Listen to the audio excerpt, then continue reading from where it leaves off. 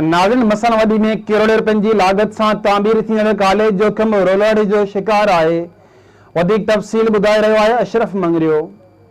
तव्हांखे ॿुधाईंदो हलां त जीअं चंबड़ भरिसां मिसणवडी शहर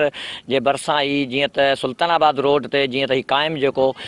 कॉलेज मंज़ूरु कयो ई पीर मज़रल हक़ जॾहिं तालीम जो वज़ीर हो उन टाइम 2010 में जेको तो हिन हिते अची ख़ुदि जेको मिसणवडी में ही जीअं कॉलेज ॾिनो ऐं कॉलेज जेको आहे उहो बिल्कुलु जेको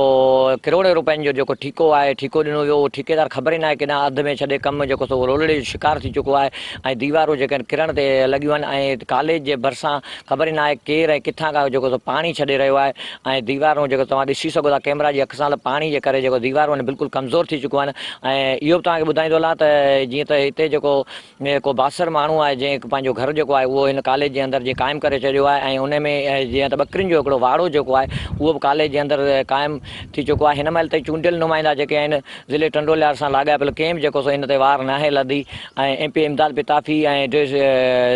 MNA ज़ुल्फ़कार सत्तार बचानी समेत जेके चूंडियल नुमाइंदा आहिनि उन्हनि खे घुरिजे त घटि में घटि हितां जी मिसण वासियुनि जेके नौजवान आहिनि ऐं नियाणियूं जेके आहिनि सिंधी जेके नियाणियूं आहिनि घटि में घटि उहे तालीम पिराए सघनि ऐं तालीम जहिड़े ज़ेवर खां सवाइ माण्हू जेको आहे सो कंहिं कम जो न आहे। ऐं इहो बि तव्हांखे ॿुधाईंदो हलां मिसणवडी सां लाॻापियल जीअं त मिसणवडी जा शहरी ऐं मिसणवडी जो हिकिड़ो तालीम जे हवाले सां हिकिड़ो पंहिंजो हिकिड़ो नालो आहे। मिसणवडी में जीअं त हिकिड़ो हाशिम जी सेक्रेटरी जेको आहे ज़रात जो सेक्रेटरी बि रहियो जेको रिटायर थी वियो। उन खां अलावा डॉक्टर आहिनि ऐं हेड मास्टर आहिनि SHO आहिनि ऐं SI समेत मास्टर मास्टरियाणियूं वॾो हिकिड़ो तालीम जे हवाले सां ऐं बिल्कुलु सुलझियल इलाइक़ो आहे ऐं हितां बिल्कुलु तालीम जेका आहे मिसण जे हवाले सां तमामु जेको बहितरीनु आहे। उन हवाले सां जीअं कॉलेज हिकिड़ो ॾिनो त वियो आहे पर हिन कॉलेज जी ज़रूरत इन ॻाल्हि जी आहे त हिनखे न सिर्फ़ु तामीर कराई वञे ऐं हिन ते जेको हिकिड़े बासर जेको घर जेको ठाहे ॾिनो आहे उहो छॾियो आहे ऐं हिन घर जेको क़ाइमु करे छॾियो आहे उनखे जेको हितां निकाली ॾिनी वञे ऐं माल जो वाड़ो जेको कॉलेज जे अंदरि जेको गैर क़ानूनी जेको हिन क़ाइमु कयो आहे उहो हितां जेको सो बिल्कुलु ख़तमु कयो वञे ऐं पाणी जेको छॾियो थो वञे जेको छोड़ कयो वञे कॉलेज अञा ठहियो ई न आहे उन खां अॻे जेको किरण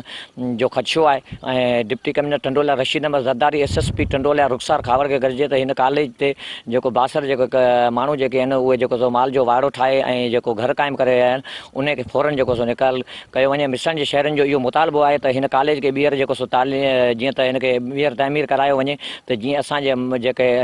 नौजवान आहिनि ऐं असांजूं नियाणियूं जेके आहिनि उहे तालीम जहिड़े ज़ेवर खां जेको सो महरूम न थी सघनि ऐं असांखे सख़्तु मुश्किलातूं पेश अचनि ॿियनि शयुनि ॿिए जॾहिं असां तालीम जेके छोकिरा ऐं छोकिरियूं असांजा वञनि पिया ऐं त हिते जा रोड बि जेके आहिनि उहे बिल्कुलु तबाह थियल आहिनि उनमें असांजा जेके नौजवान वञनि था उनखे जेको सो कलाक 1.5 कलाक जो मुफ़ासिलो करिणो पए थो जीअं त